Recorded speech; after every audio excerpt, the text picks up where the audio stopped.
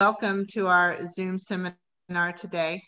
Our topic is the folk music business explained by the College of Musical Knowledge. This is a SERFA session event. SERFA sessions take place the third Thursday of every month. They've been going on since last June, and we're very proud of this new program. It's not so new now. But the Southeastern Regional Folk Alliance is what SERFA stands for. We're a nonprofit that is an umbrella of the Folk Alliance, and our mission is to support folk art, music, and dance in the Southeastern region of the U.S. And we wanted to tell you today, if you're here for the first time, that we're really glad to have you. And we're going to have a online event in place of our in-person conference. It's called SERFA In Session, a virtual gathering. We'll have a lot of the events that we've had in person, such as our Wisdom of the Elders panel. We have the SERFA Awards ceremony, and we have many other events, open mic, live music, virtual exhibit hall, so many things. So our registration just opened today. You can check it out at serfa.org, SERFA. Right now, I'm gonna turn this over to Art Menius. He is our past board member for SERFA and executive director. He's also been a board member for FAI and done many other things. And he's going to lead this webinar. So welcome, Art. Thank you all for coming. Thanks, Abby, and I am registered as soon as the link came up, so please join me. This is a session to give a broad overview of the folk music industry, to give people some idea of how the different parts interconnect with each other. And we're going to move quickly, so my introductions will be short too. We have Mike Green, Mike Green Associates, probably the best liked agent in folk music. Kari Estrin, who does management coaching and is one of the foremost radio promoters for the folk charts. Christine Stay with Friction Farm, who is a veteran self-booked and self-CD'd release artist, so she'll have a lot for us on that. Louisa Branscomb, one of the most acclaimed songwriters, especially in bluegrass music, and she wrote Alison Krauss's first hit and John Denver's last, and they were the same song. Bil VornDick, engineer and producer. And Michael Stock from WLRN down in Miami. Finally, Claire Armbruster, my former roommate from the days at Merle Fest. The last time I had anybody to talk to in the office about stuff that came in over the email. Now I have to text people. So let's jump right into it. And sort of the framing is career planning, because all of this feeds into how do you plan a career. So to kick us off, I'm going to ask Kari to give us a very quick overview of why a career plan is important. Thanks, Art. Well, a career plan is important for so many reasons. One of the first things it can do is to help you clarify your goals. You may think you know what your goals are, but when you sit down to write down a plan, it helps you to examine everything and you distill what you really want for your goals. By doing that, you're considering other options. So now you're putting together a cohesive plan that interrelates with each other. So not one thing, people think, oh, I'm just going to put out a CD. Well, that's one of the most important marketing tools in your toolkit, but that's not your whole plan. It helps you focus your energy for the greatest results. So when you don't have a career plan, you kind of sometimes drift with the wind. When you have a career plan, it keeps you focused, moving. It uses your time and your resources much more effectively. So you're not wondering what to do all the time. You have a mission, so it's easier to schedule how to take care of doing all those different parts and how they interrelate in your schedule, as well as if you have a plan, you'll be less likely to invest in things that aren't going to help you. It keeps one listening to the last person who told you something and thinking that's what you're supposed to do. So we all go to conferences, we go to workshops, and we hear all this information, but without a plan, you just think, well, that person told me this, or this person told me that. And what you really want to do is be able to take input in and clarify it for yourself within your plan, see what works for you. It also allows you to better evaluate your new opportunities when they come in. And lastly, it accelerates your success having a plan. It takes away that indecision, and it helps you to have the best career and hopefully most financially successful one that you can.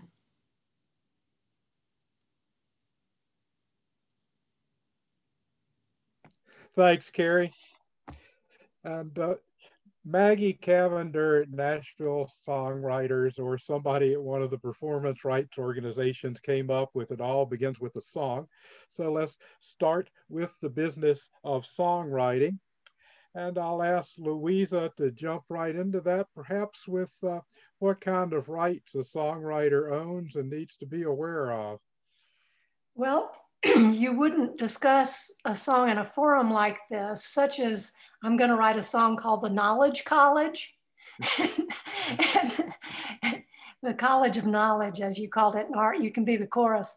I thought about what would be a 2-minute version of what I didn't know in 1971, which sort of marked my official entrance into songwriting and performing. And one thing is that there's not a distinct line between the art and the business. It's important to remember that it's a fluid thing. And I think of the artist as kind of in the middle, but then your business resources are the circle around you.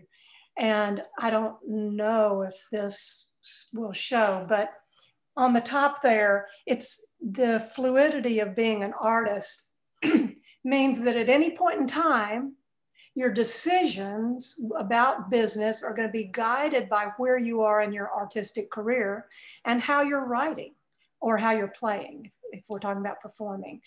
And so knowing where you are is important. So I say, find your tribe, know where you are, find your tribe, people who can reflect back in kind, supportive ways, feedback about how you're doing with where you're at.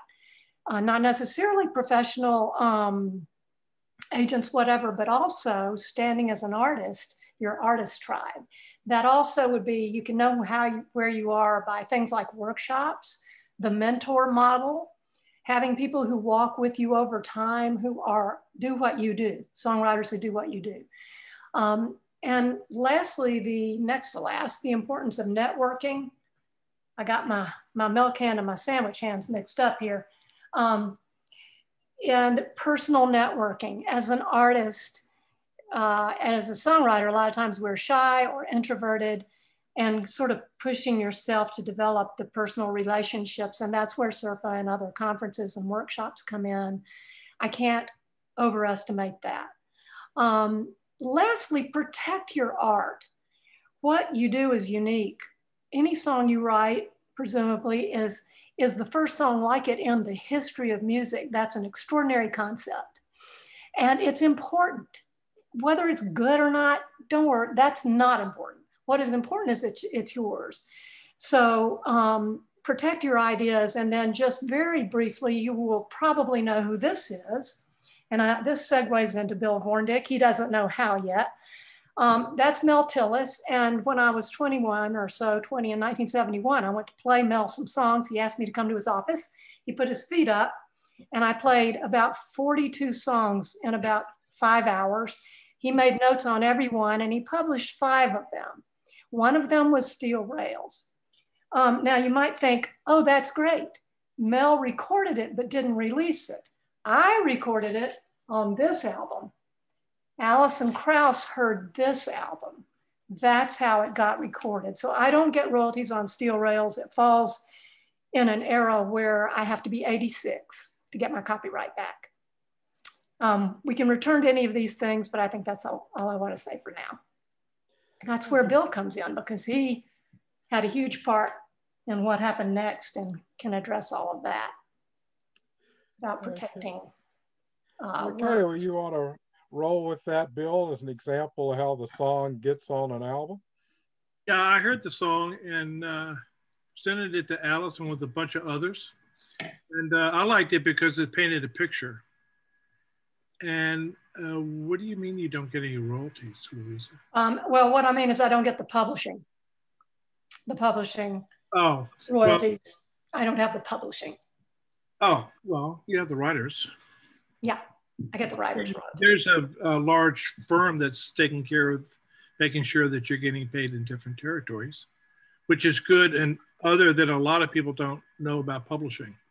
I mean, there's so many different subs at this point. Yeah. I belong to 5 different publishing organizations that cover the world, but that's a different thing.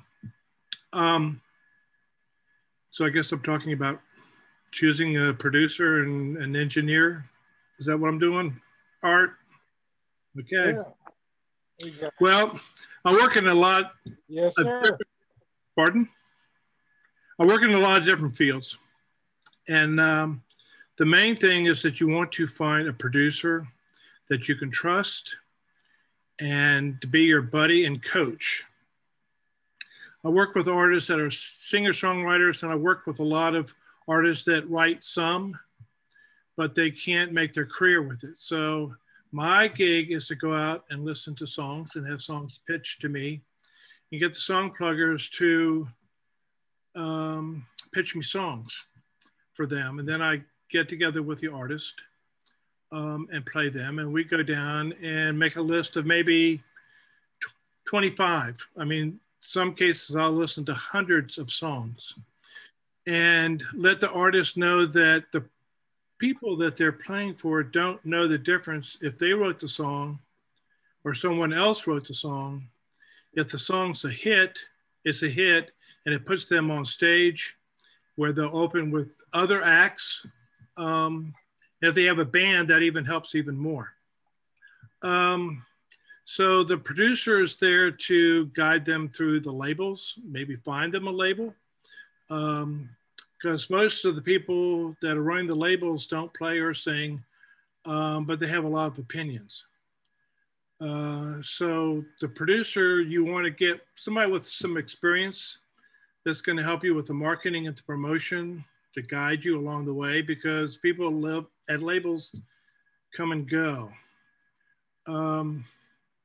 Right now, for expenses, if you're running a master session, you want to make sure that you've got a producer that's a signatory with the union, because if the artist gets up to a point where they're playing larger venues, then there's going to be the union guy at the door to collect the money for the local guy before you do your show.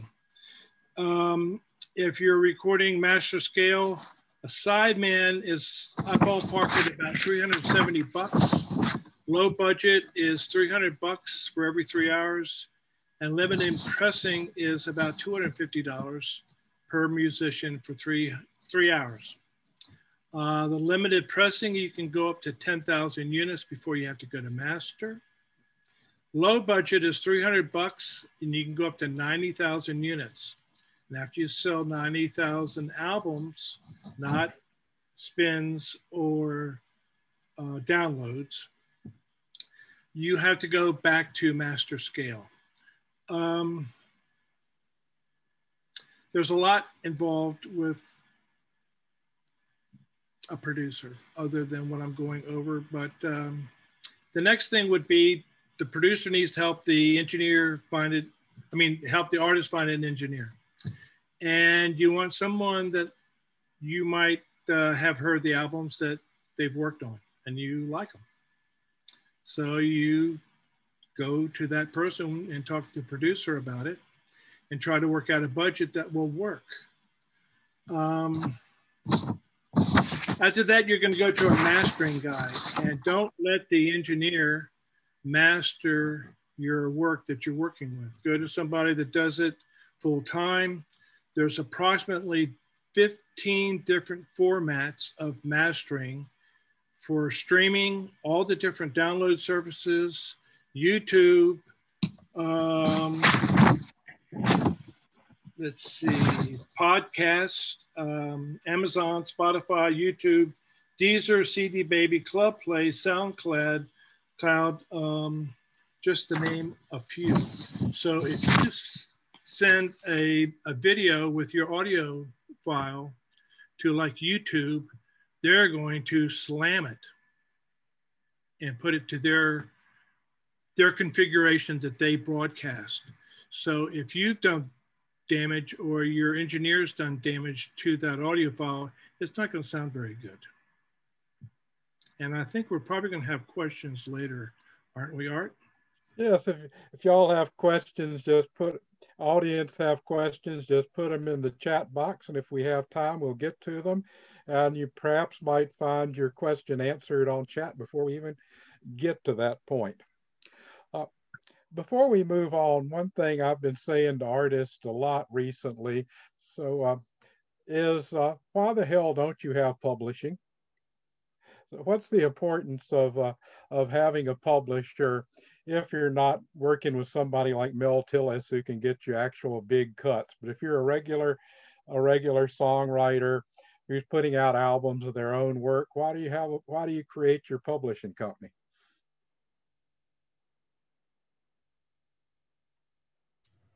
Oh, my personal position is I created my publishing company in 1972 after that happened, because I did not know all the things I could do to protect my work.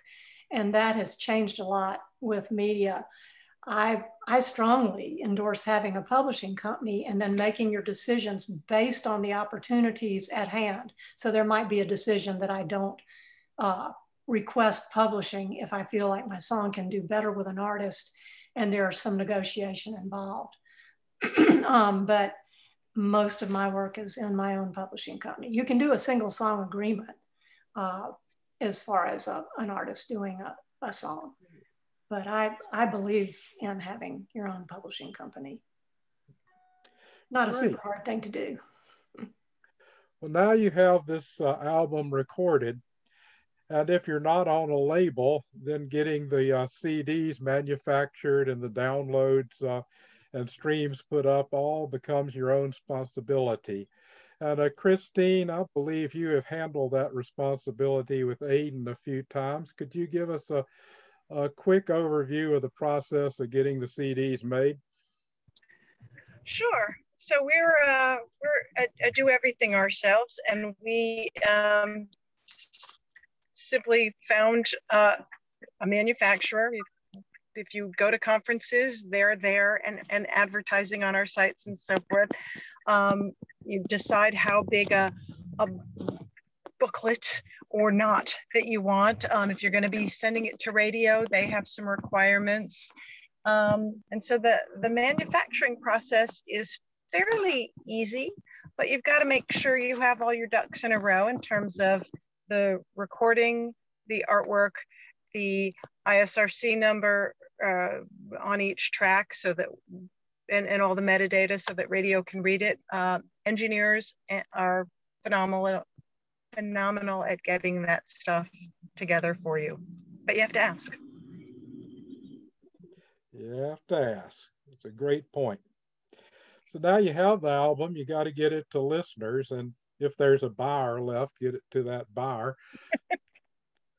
And before we launch into that, I want to let you know that next Wednesday, the 21st, Folk Alliance is doing a going public, putting together a promotion plan that works session, which Kari is sponsoring. And that's at 3 p.m. Central next Wednesday. And to me, the most important part of the whole promotion, whether you're working print or radio, is having some kind of narrative, some kind of story that moves the project forward. So it's not just another record. But we'll get into that a bit later. I want Kari, if she would, to give us a brief overview of the team that won should put together if possible for the release of their recording.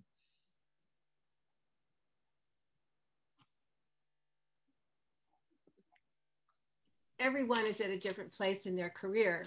So sometimes your team is yourself and yourself to get it out into the world and promote it yourself. Sometimes your team is a radio promoter and a publicist. But I've worked on a lot of promotions with various members of different teams. So let's go back. We have Mike Green on here. He's an agent. And so you ideally, when you have a new record coming out, it'd be great if you already have an agent, because then they can use that to leverage gigs for themselves. And if you're lucky enough, you can have a manager too, or Art and I do things like that and consulting. But to have someone help you with your plan and your structure and your marketing, as Art said, it all begins with the narrative, and I take a lot from the narrative. That's how I base everything. It all starts with the song, as they say. You want to ideally get a social media person, which Art will read a little thing about from Wyatt. And that's, if you could also have a lawyer on your team, because if you're doing contracts and things like that, I advise people on things like that, but I always say I'm not a lawyer. You might want to get a lawyer to check that over. And there's pro bono lawyers. So, and as Louisa said, if you have your own publishing, which I agree with Louisa, I just have your own publishing company, you might want a publishing administrator. Great. Yes, sir, Mike. A couple of really quick comments. Getting way back to what Louisa was talking about, just in the balance between art and business. There's no question that the business is really important, but without having something great to give people, the business is all just spinning your wheels trying to sell some product. The song or whatever you do as an artist comes first. You have to keep that in mind. And that just runs over everything we're going to talk about. Just to follow up with one thing with Kari said, in terms of putting together a team, I think that the team process happens after, as an artist, you have done all of those jobs to some small degree yourself. Because if you start delegating those jobs before you understand what they are, you're not going to delegate responsibly or realistically. So it's really critical. I've represented enough artists that have never done certain things for themselves, and the world doesn't work like they think it should. So I leave that for now. That's kind of my point in this session. Yes, Louisa. I would like to throw in too, people often ask, well, if you're on a label, don't they do all that for you? And the answer is no. I have the great fortune to have my last 2 albums help from Compass Records. I'm on Compass Records. What is extraordinary is the label's power. There are certain things that labels do that I can't do as an artist as well. Many things that I can't do as well. But there again, the intersection between art and music, it depends on where you are and negotiating with that label. If you're gonna pitch your demo to a label or even your album to a label, make sure you have discussions, like Christine said, the importance of asking, what will y'all's role be? How many videos will you do from this album? How many, how much radio support will I get? Because what I found is labels, like everybody else in the economy, are pressed on many sides these days. And I have needed to have or wanted to have my own team in addition to what Compass provides. And there's a great thrust at the beginning of a release from the label. But if you're a songwriter, you want to keep those songs coming out, or a singer-songwriter. So a lot of the follow-up, I've done my own videos, hired my own radio promoters, publicists, and so on. Thanks, Louisa. And someday I'll find out what my co-promoter on your album for radio actually did. I haven't seen an example yet. Yes, Kari. Just a quick, what Mike and Louisa bring up some very good points. I think when as artists, it's so easy to want to give away your responsibility. And ideally, your manager should be the person that's really, you know, pushing everything along. But sometimes you have to, just because you're on a label, they'll send out stuff for publicity and stuff, but they won't follow it up. So when this happens, it's great if you have, even if you haven't done all of these things, if you have an appreciation and you keep in touch with all the members of your team. It really does need a team leader. And if you don't have a manager, then that's you. And being informed, appreciating what they do, being realistic and reasonable, but dreaming big is so important. Yes, indeed. And a part of dreaming big as far as putting together a team is getting a publicist who works the print and web press. And, and that is usually the last piece of your team for sheer expense. Nothing you're going to deal with is going to be more expensive than a print publicist. And the reason is they have to maintain so many more relationships than we do in radio. And a lot of those people are hard to find and move around worse than DJs do. And their space, the space in print's just collapsed. So there are more radio stations, but there's less print. So the job becomes even more expensive and harder. Generally, the artist, until they get to a very successful level, and that level's when you can afford it, is going to have to do with being their own publicist. And getting reviews is a heck of a lot harder than it is getting little notices of your shows as you travel about from town to town, because there you have a story to sell. A story like your narrative that you made up, and then, and I'm coming to town with this music. But I won't dwell too long on publicity because it is so freaking expensive. Another, and it is definitely all relationship driven in the publicity world. Another subspecialty, yes, sir, Bill. I was just going to say, in the larger marketplace worldwide, if you don't have a publicist, you're not going to be heard. You're not going to be read about. So artists that are in a particular market, like the Northeast or Southeast, Midwest, whatever, hone your market. You can hone that market yourself and then take steps. Don't try to do it all at one time. Just try to build up your region and go out from there. If you're going to try to attack the world without a publicist, good luck. Yeah. And a good publicist certainly makes the other team members work easier, certainly in radio promotion where they're always coming up with new copy one can use to promote the record. And a cattle prod helps, Art. Excuse me, Bill? Carrying around a big cattle prod, it helps.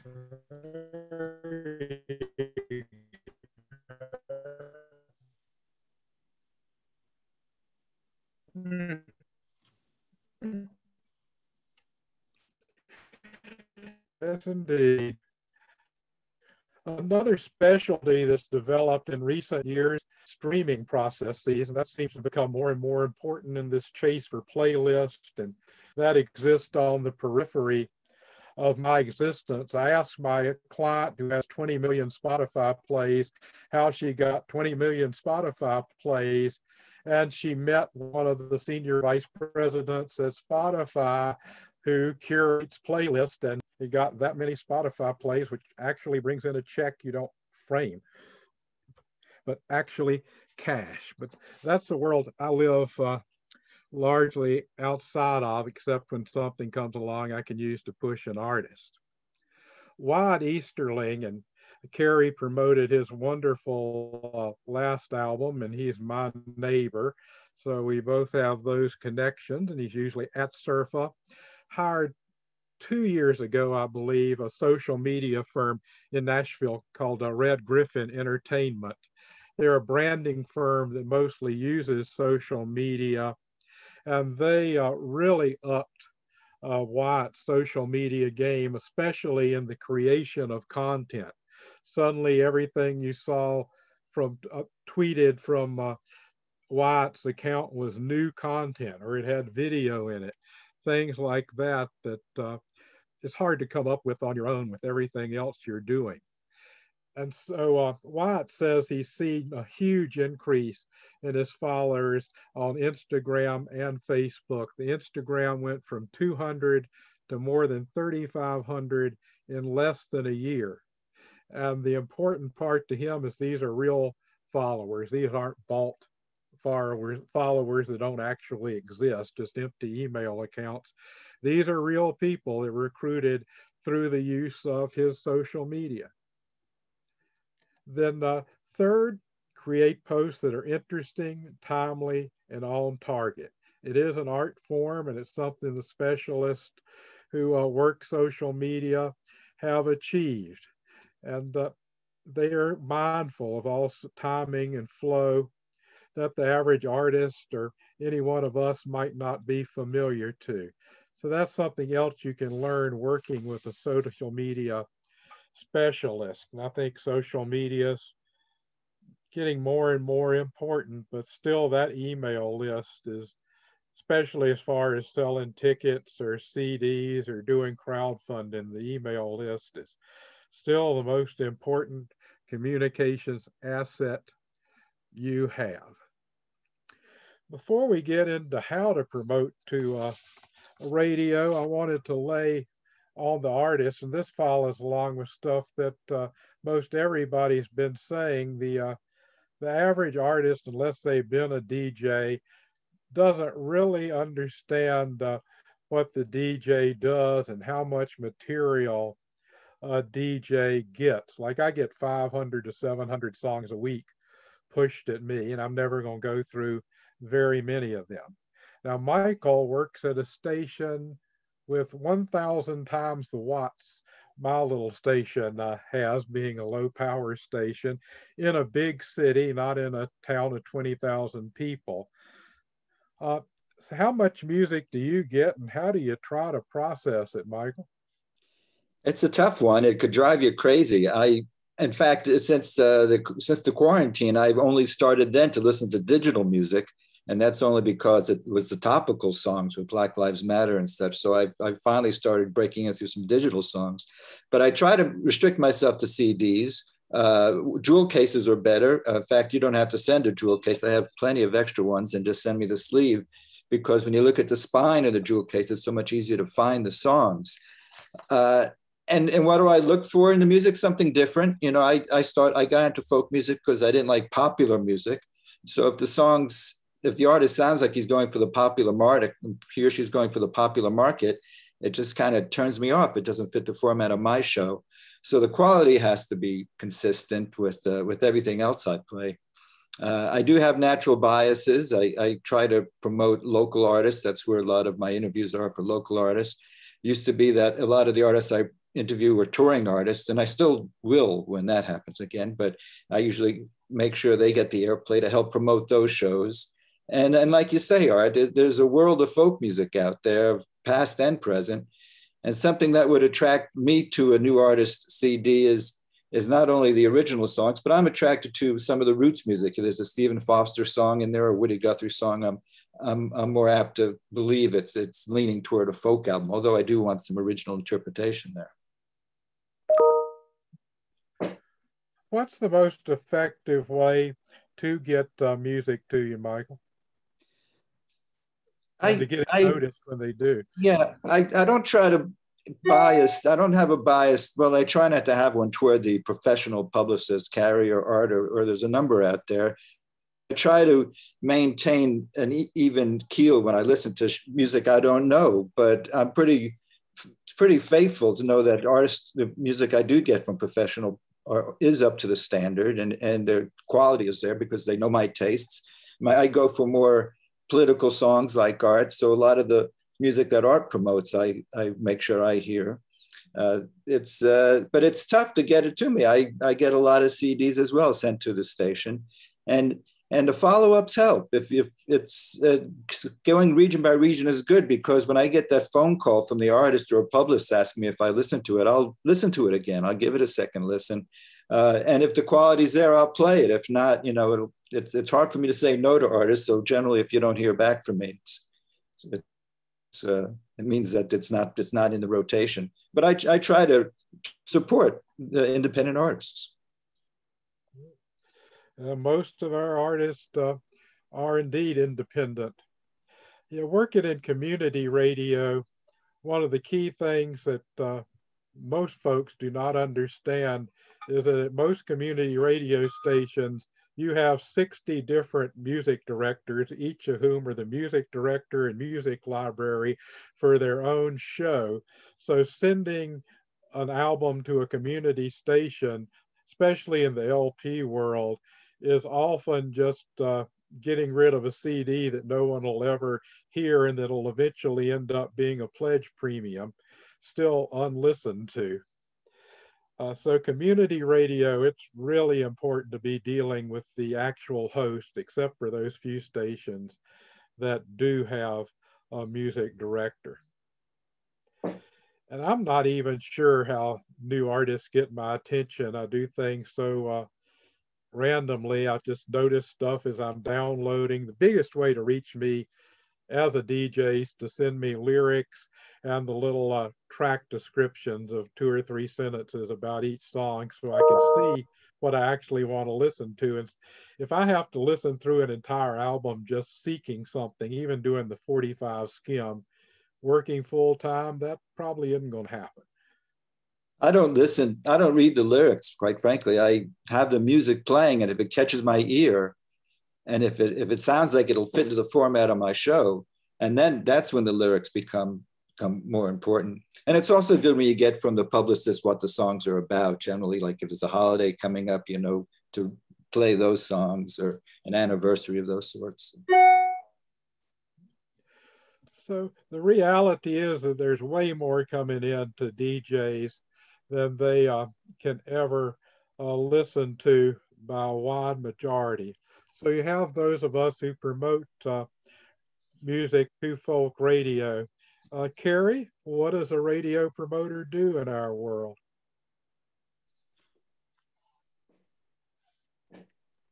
A radio promoter is going to get your music heard, or at least the best chance of getting your music heard. Now, I get a lot of feedback like, oh, Kari, the stuff you send is great. Your stuff is at the top of the pile. Art, probably you get the same feedback. So they get so many albums. They know that I curate who I send out. And as Mike said, you know, it's got to start with great music. I'll refuse projects if I don't think it's going to do that well for them, for an artist, because why invest in promotion when that's not the right album to really put your resources behind? Maybe the next one is.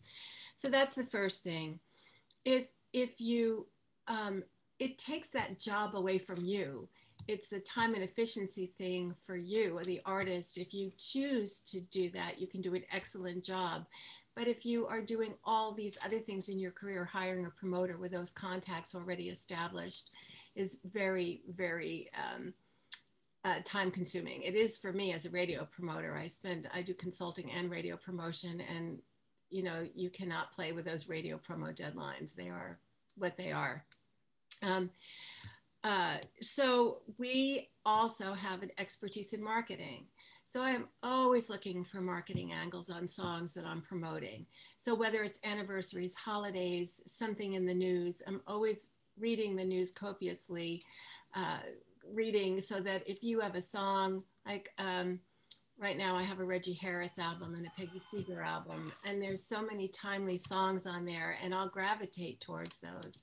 So an artist, unfortunately, sometimes artists, you don't know how interesting you are, and you tend to not understand that some of who you are and what you do is a great marketing tip. So when you hire a radio promoter, hopefully that person has that expertise to pull out from your music what can appeal to radio. What are the most important things to get right? I mean, as we know, an artist with some effort can pull together a good enough list of the promoter of the DJs who report to Folk DJ to get some action on that if they have a good record, but that's a small part of the world, and it only includes 10 of the 170 who report to NAC. There are only 10 of us who overlap, which is remarkably small. But I had an artist proudly say, "I got a spine on my sleeve." Hey, that's great. What did you put on it? You're supposed to put words on the spine? So what are those key things, Kari? Well, I mean, for the artist, whether you hire a promoter or not, first thing to get right is the metadata. And that is when you have an album made and your engineer can embed it into your WAV files. But when you're sending out to radio, I always send WAV and .waves and MP3s. And you have to create the metadata for the MP3. So knowing how to do that, you can just Google, there's, you know, how to do metadata for recordings, and that would be very helpful.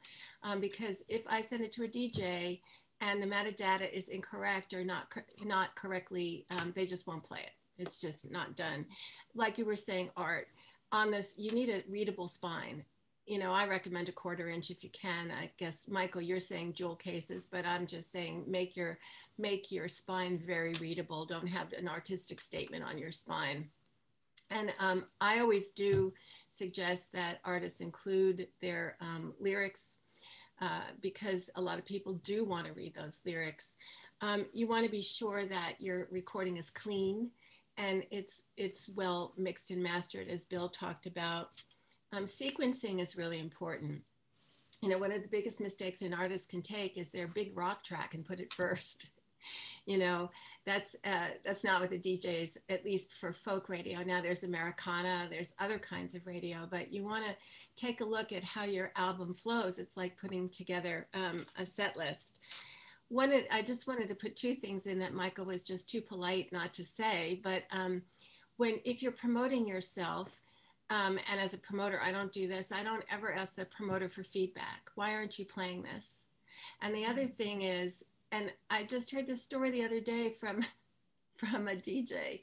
Don't get mad at any DJs ever. They will never play you if you do. You have to understand the reason you're not getting played may have nothing to do with your album. So on top of all that, I think you probably do too, Art, although I promote to you, but you don't promote to me, so there we go.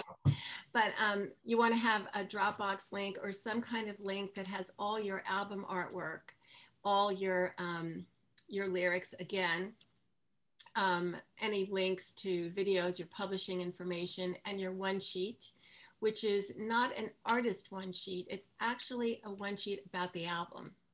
And your bio is only a small part of it. And then a track card, which is a little reference card that fits inside a CD. And what it does is list the track number, the name of the track, the timing of the track, which please put on the back of your album too, a track listing on the back, and your website, and your name on the CD. And that helps the DJ as a reference. So Michael, you can confirm or deny, but you probably maybe look at the one sheet and throw it out. But you may keep the track card so that you can go, oh yeah, that was a holiday song, or this is about a certain topical song. So that's just a brief overview on what you want to get together. And another thing is to mention any language issues, and I don't mean just the formal community standards type of words, but also just words that some people might feel uncomfortable. Like I had a DJ that was really mad because Scott Cook sang dickhead.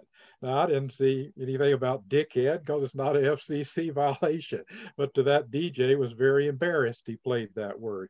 Yes, Michael?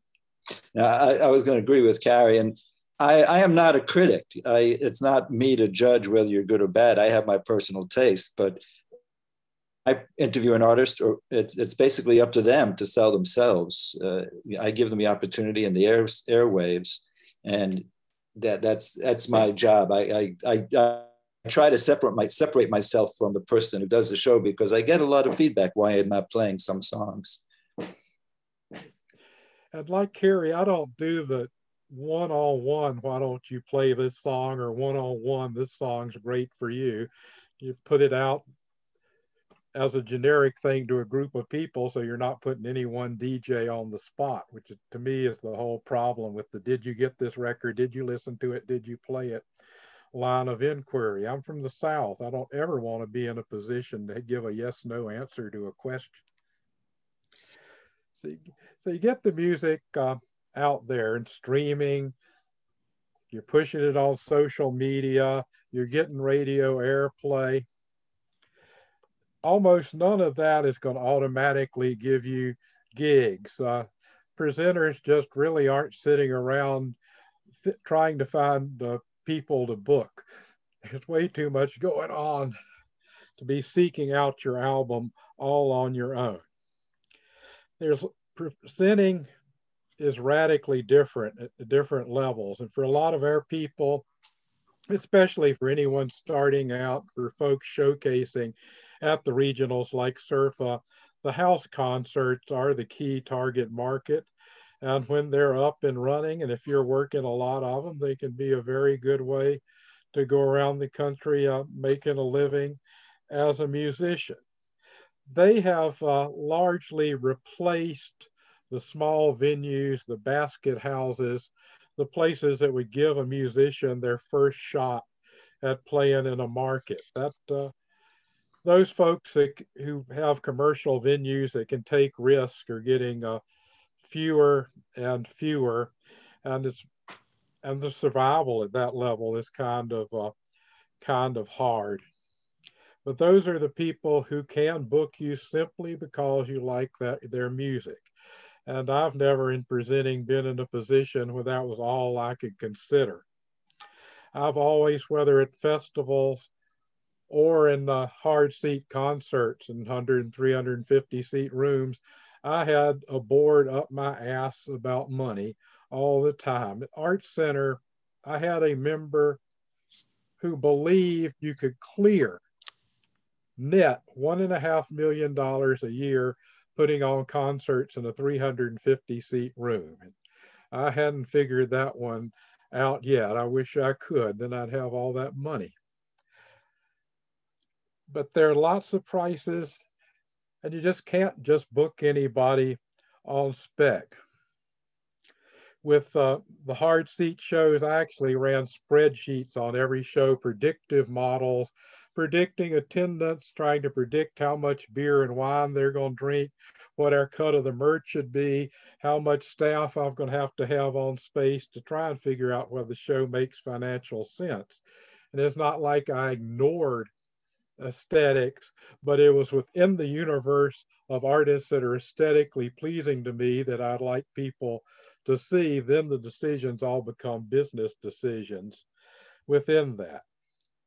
Then you get to a whole nother level of the big festivals, and Claire does hard seats, but she also does a lot of big festivals. Started out at Merle Fest. She does Gray Fox and Earl Scruggs. These days, what do you look for when you're selecting artists, Claire?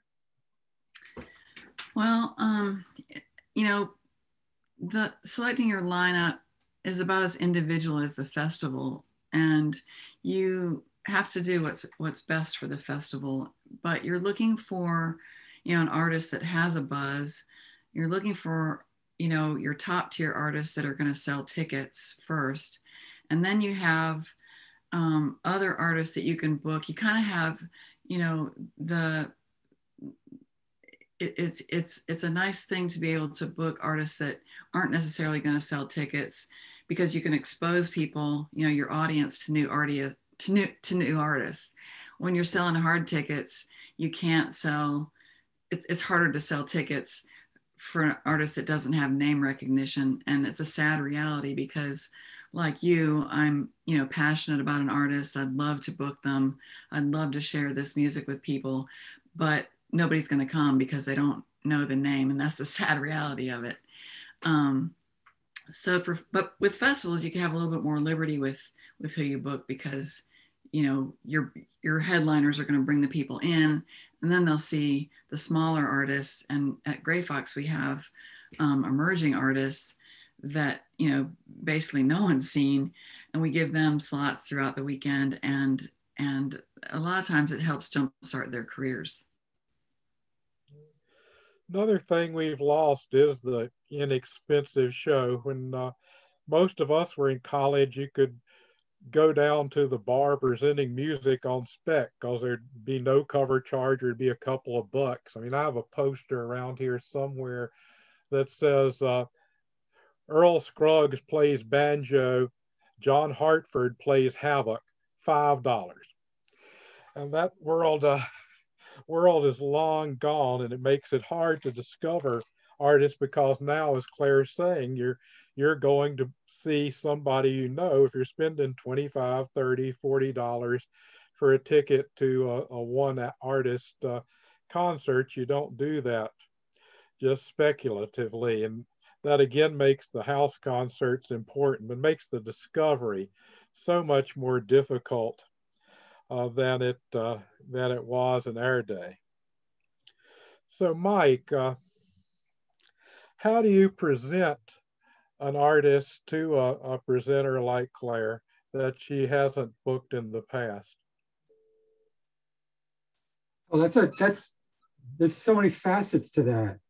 Me specifically with Claire is different because we know each other. And doing that taking an artist that isn't known to a festival buyer that I don't know, first you got to get in the door. So there's so many facets to that. My take on any kind of sales, and I hate to think of the fact that what I am as a salesperson, but it's more like a matchmaker. And so the job first is looking at what's really the right fit. And just that I love an artist, there's no reason to pitch that to a festival where it wouldn't be the right fit. So first of all, it's got to be a win for everybody, whether you're cutting a financial deal or not. The first thing is, does the artist fit in artistically? It can stretch them, that's okay, but something that's just sort of irrelevant. So the first thing is like, what don't you do? And you don't pitch something that just isn't the right sort of fit. And then also understanding where that particular festival would be in terms of the kind of the continuum between how commercially oriented they are and how much they're oriented towards the pure art and getting in the performing arts world. They're all different. So like trying to pitch an artist to Merlefest is pretty tough to get an unknown artist in there, although we know they do that to some degree. It's all, some of it, it's every situation is totally unique. So I can't give you a more specific answer than that, I don't think. Well, I think that actually is the answer. And also you suggested another key thing, which is the importance of relationships. Within this, I tell artists at conferences to meet people so that when you call, at least they know what you look like and they remember your name and you're not some stranger totally cold calling. And, can I follow that up? There's one thing I was thinking about, and it applies to kind of all the roles here. We represent artists, as do radio promotion people and managers and producers. On the flip side, they represent us. So who we choose to include on our roster represents us when we go out in the world. So Claire, if she didn't know me, she's probably going to first look at my agency website and look at who's on our roster just for some level of credibility. And all that still factors into how that relationship develops. So I was going to jump in and ask Claire and the rest of y'all, are you more likely to listen to an artist that you would entertain for a festival or big event if they have an agent or artist rep, or would you think that a individual self-represented artist, if they had a good package, you would equally listen to? Because there's a numbers game here. It's like a big sieve, and what can come through the sieve in terms of your time and attention. Yes, Claire. I can answer that. If an artist has an agent, yes, it's easier for them to get to me because I learn about a lot of new artists through agents because they'll send me an email and I pay attention to it more if I know them and I know the agency. And this is stuff I can get. But that's not to say that an artist can't get through to me. Email makes it a little difficult. If I'm inundated with a lot of email, I just can't deal with it all. But I'm at all the major conferences and I meet a lot of artists there. And I have to say that if you meet me, if you're an agent or an artist and you don't get booked, it may not have anything to do with you. And maybe, you know, I'll be able to book you another year. It's just not going to happen this year. So, you know, just keep honing the relationships. It's a cycle. So as a person who does that, wait, I'm jumping in. Yes, Christy. Go ahead, Christy. As a person who does our own booking, yeah, if you're gonna go it alone, you have to know that you are in a sense competing with agents who have had a lot more time and a lot more skill at networking with presenters. And I think the best thing that a self-booking artist can do is to approach conferences, as you said, as just networking. We're not there to book a gig that day, or maybe even not that year or the next. It's to build a relationship over time, and it takes a long time. But also to know, not just are you a good fit musically, which is essential to a place that you're contacting, but are you the right sized artist? Do you bring the right thing? And if not, why are you asking? You might be a great salesperson, but even if you should get that gig, it would be a huge mistake. So, you know, really position yourself at the right places. Excellent. Yes, Claire. That's a really good point, Christine. I look forward to meeting you sometime. Oh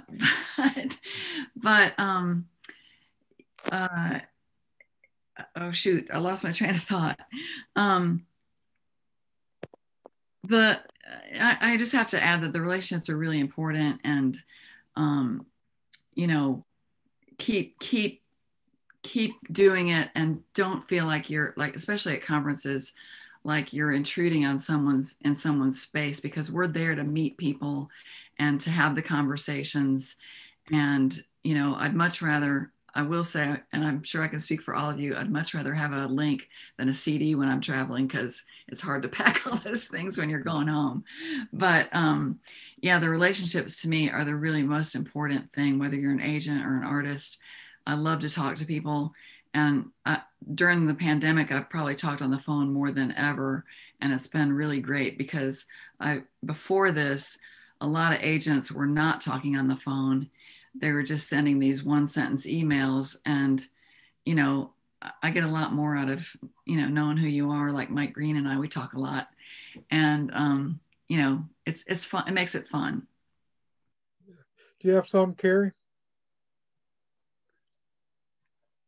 I was just saying that the point that you brought up, Louisa, I think what you were going to respond to, Claire, is Christine, that it was this point, that you have to know the level that you're asking the venue and what you bring to the table. And that could mean, in terms of real estate, is your email list, your social media. So can you bring in an audience? Thank you, Kari. That reminds me what I was going to say. Do your homework. Look at the festival lineup and look at the programming at the festival and see how you fit into that picture. If you're a rap artist and you send me an email, I'm going to be like, why did you send me an email? So do your homework. Which is very parallel to if you want to pitch a song, which we haven't talked about. Rap artists are the absolute worst. You need to, if you're going to pitch a song, you need to know about the artist that you're pitching to. But I was going to get back to something I'm noticing as an artist listening to all of the business. It can get a little bit anxiety provoking, because you really have to be quite vulnerable to allow enough feedback from the industry to know where you're at and where you belong.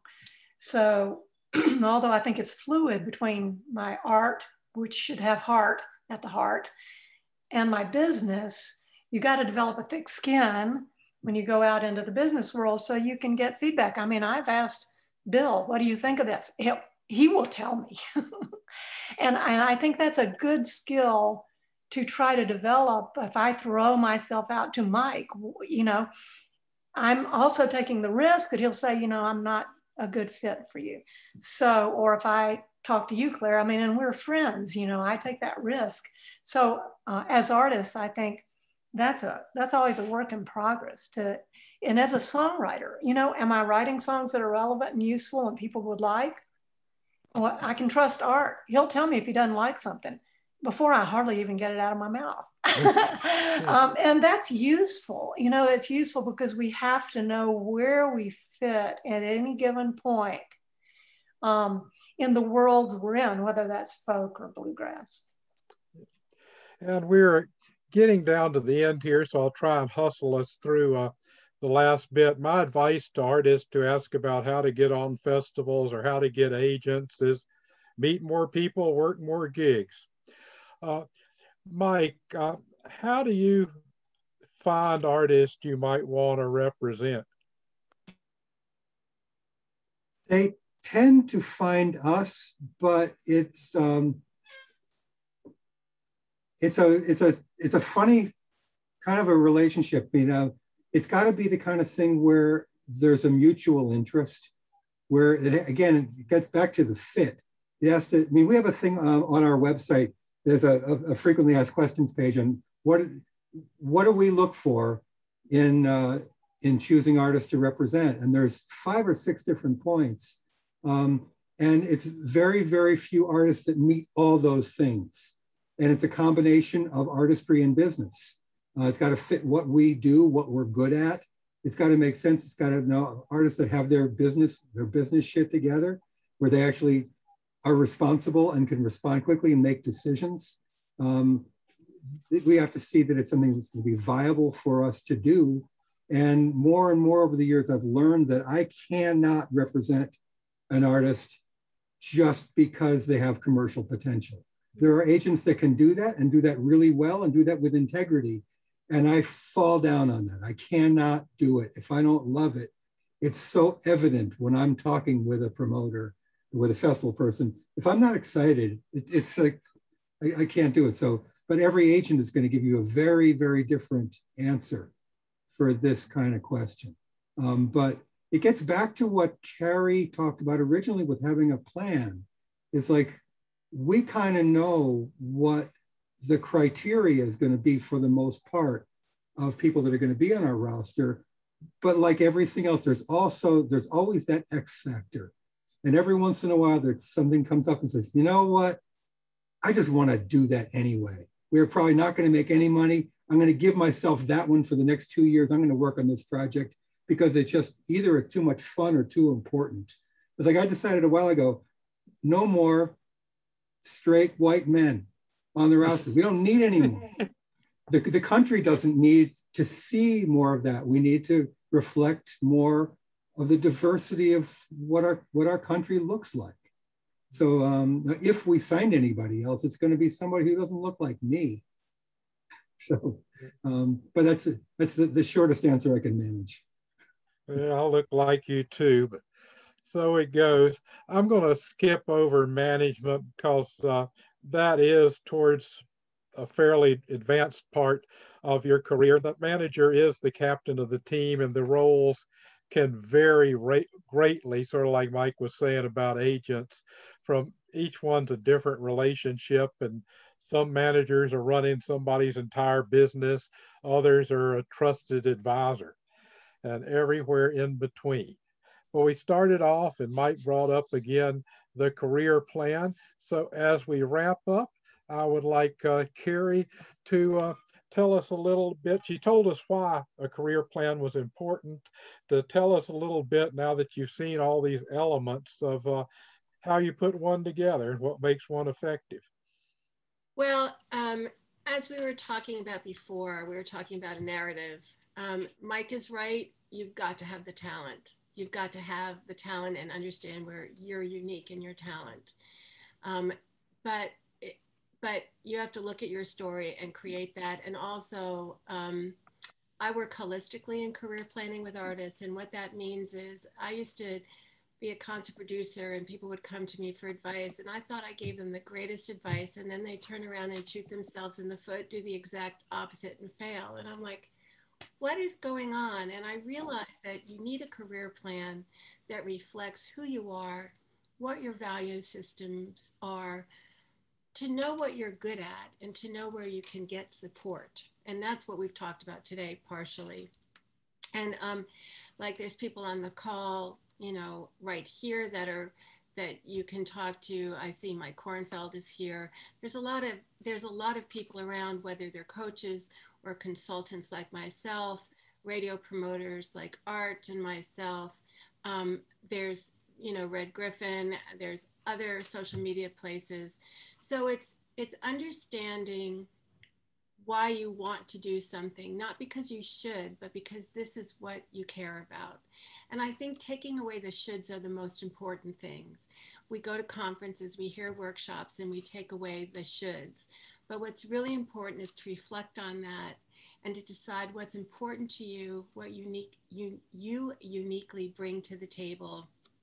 I'd like to underscore what Mike said about being able to be somewhat business literate, even if you don't have all those skills, that you can respond effectively and timely, that if you don't know something, you can call someone. So I kind of think that the career plan is your foundation. It just helps you to go from one place to another. And I used to do a lot of tour managing, and my rule of the road was you got to have a plan. You can change it at any minute.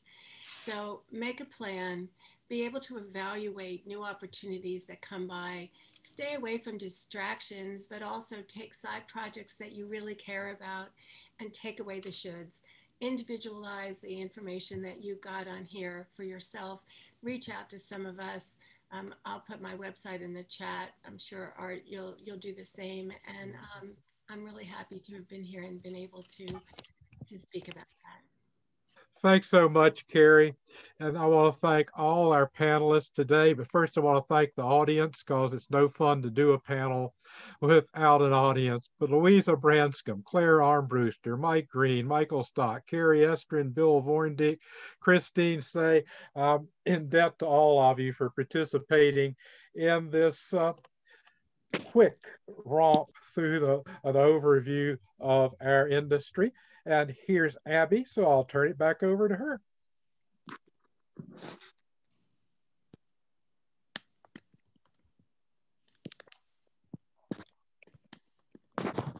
There.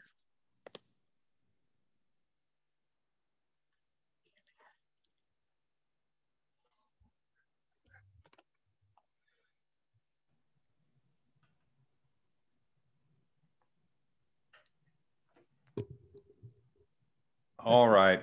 Yeah, we don't seem to be hearing Abby. I just wanted to wrap up and say thank you so much, Art, and all the panelists and everyone for being here. And please look out, visit SERFA.org, check out what we have going on in May for our special 3-day SERFA in session. A lot of great stuff there, so please check that out. All right. Thanks for running the tech, Matthew. You're welcome. Thanks everybody. Thanks. Great seeing you all.